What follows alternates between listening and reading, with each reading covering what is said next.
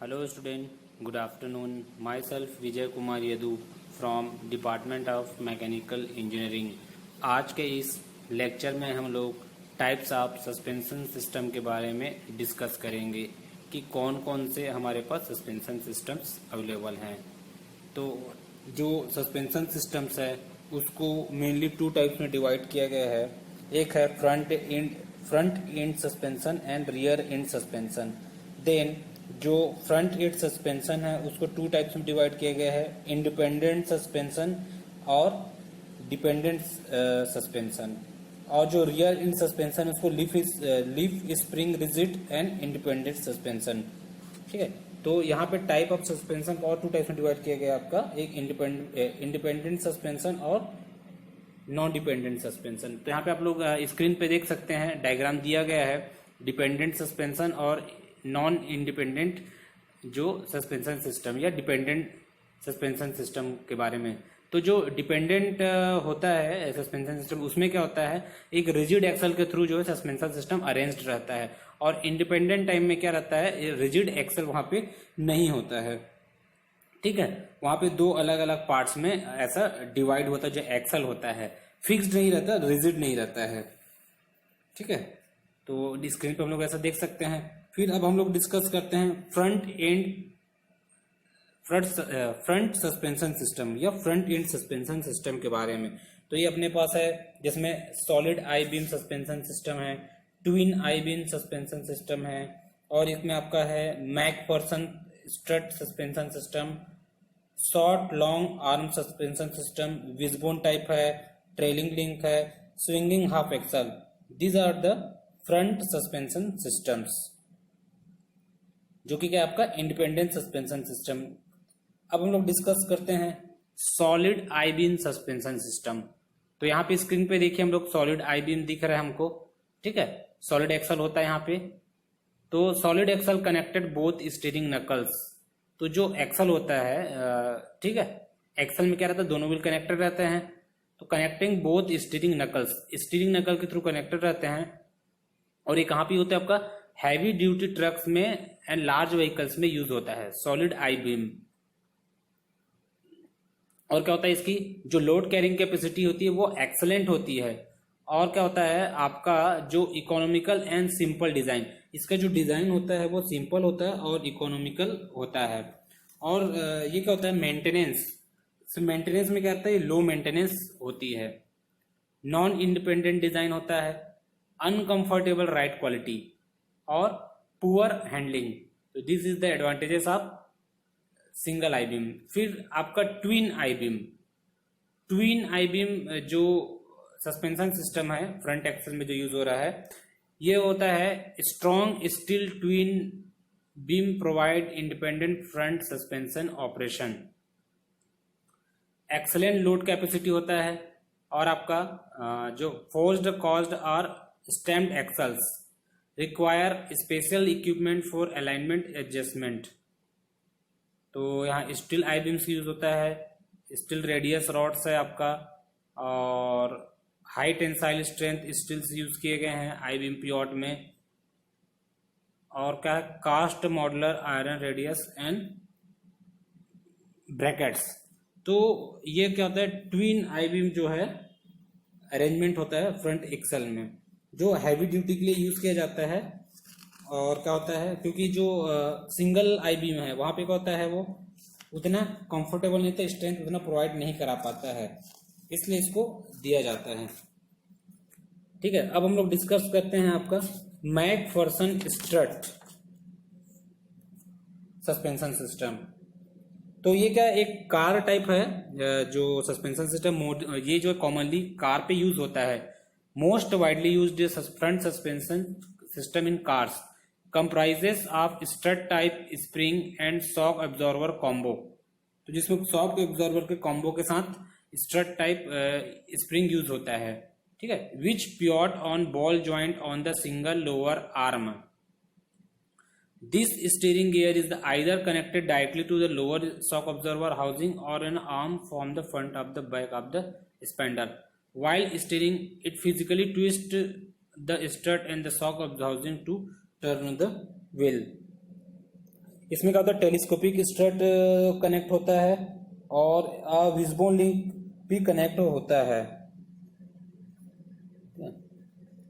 उसके बाद नेक्स्ट आपका इसका क्या है, कार्स में यूज होता है, जो मोस्ट ऑफ जो कार्स होता है, this includes both front end rear suspension but usually located at the front of the car. दोनों जगह यूज किया जा सकता है बट मेनली क्या होता है, ये फ्रंट में ही यूज किया जाता है।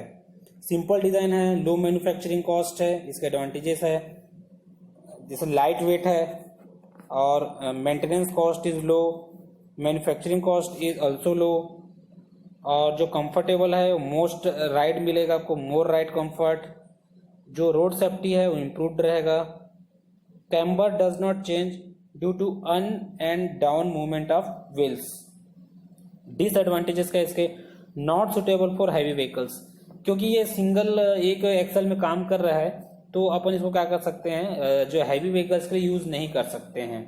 ठीक है, ये क्या है, इंडिपेंडेंट टाइप का है, तो हैवी व्हीकल्स के लिए काम नहीं करेगा वहां पे, क्योंकि लोड ज्यादा रहता है। और दूसरा इसमें क्या, क्यों नहीं कर सकते इसके, क्योंकि लेस लोड कैरिंग कैपेसिटी है। इसमें क्या इफेक्ट है, इंस्टॉलेशन एंड मैन्युफैक्चरिंग एरर्स है, और do not affect the wheel alignment as the distance between suspension point is large. इसका बेनिफिट एक ये है आपका, availability of maximum cabin size for the mounting of engine, वहां पे स्पेस मिल जाता है। ठीक है, और इसका जो वेट है वो लाइट होता है क्योंकि स्मॉल नंबर ऑफ पार्ट्स वहां पे यूज होता है। अनस्प्रंग वेट गेट्स रिड्यूस्ड हो जाता है। ठीक, तो ये था हमारा मैकफर्सन के बारे में। फिर हम लोग नेक्स्ट जो डिस्कस करते हैं, विजबोन टाइप इंडिपेंडेंट सस्पेंशन। तो आपको स्क्रीन में दिख रहा है विजबोन टाइप सस्पेंशन सिस्टम। तो ये क्या होता है, इसमें क्या होता है, अपर एंड लोअर विजबोन लिंक्स जो यूज होते हैं, और इसका जो इसको ए टाइप भी बोलते हैं क्योंकि जनरली इसका जो शेप होता है ए ऑफ द रोमन अल्फाबेट का होता है, जो आर्म्स का शेप होता है ए टाइप के होते हैं। और जो विजबोन के फंक्शन क्या है, position the wheels and transmit the vehicle load to the springs. तो व्हील्स को पोजीशन में रखना और जो ट्रांसमिट द व्हीकल का जो लोड आएगा उसको स्प्रिंग को ट्रांसफर करना। सेकंड इसका जो वर्क है आपका, resist the forces due to acceleration. तो एक्सेलरेशन के कारण जो फोर्स जनरेट होता है उसको रेजिस्ट करना ब्रेकिंग एंड कॉर्निंग के टाइम, ब्रेक करने के टाइम और कॉर्निंग करने के टाइम जो आएगा इसमें। और ये शॉर्ट और लॉन्ग आर्म दोनों में आते हैं। Uses short upper control arm and lower control arm. Double wishbone suspension A arm suspension बोलते हैं। Each wishbone arm has two mounting points to chassis on one point, control vertical movement. Double wishbone designs allow the engineer to carefully control the motion of the wheel throughout suspension travel। तो यहाँ पे screen पे देखिए आपका diagram दिया हुआ है जिसमें आपका क्या है, डैम्पर्स यूज हुए हैं, स्प्रिंग है, लोअर विशबोन है, किंग पिन के थ्रू कनेक्टेड है, अपर विशबोन है, और ये बीच में क्या है, शॉक ऑब्जर्वर्स लगा है, कॉइल स्प्रिंग। ठीक है, इससे क्या करता है, ये हेल्प करता है कॉर्नर, जब कॉर्निंग हो रहा है या ब्रेकिंग हो रहा है उस टाइम के लिए। अब इसके हम लोग क्या करते हैं, एडवांटेजेस एंड डिसएडवांटेजेस देखते हैं। तो क्या कर सकता है, wheel movement are not link so improve steering preciseness, ground clearance is more रहेगा आपका, राइड क्वालिटी इज गुड रहेगा, provide increasing negative camber gain all the way to full jounce travel. Distance जब इसमें अपन कवर करेंगे, travel करेंगे, हमको ride comfortable मिलेगा। Disadvantages है इसमें, मेंटेनेंस कॉस्ट क्या रहेगा, हाई है, और इनिशियल कॉस्ट भी हाई है क्योंकि ज्यादा इसमें पार्ट्स यूज हो रहे हैं, और ये कॉम्प्लेक्स भी है। ठीक है, और tyre wear increases if wheel is not aligned. तो अगर जो व्हील अलाइंड नहीं है तो जो टायर का वियर है वो क्या हो जाएगा, इसमें बढ़ जाता है। तो ये था हमारा कैसे वर्क करता है ये। When the right wheel is on bump, the link attached to the right wheel are inclined and the spring is compressed. However, the left wheel spring and link attached to the do not get disturbed. फिर आता है आपका, ये तो front end हो गया. अब rear suspensions. तो रियर सस्पेंशंस में आपका solid rear axle, leaf spring rear suspensions और कॉइल स्प्रिंग के साथ है.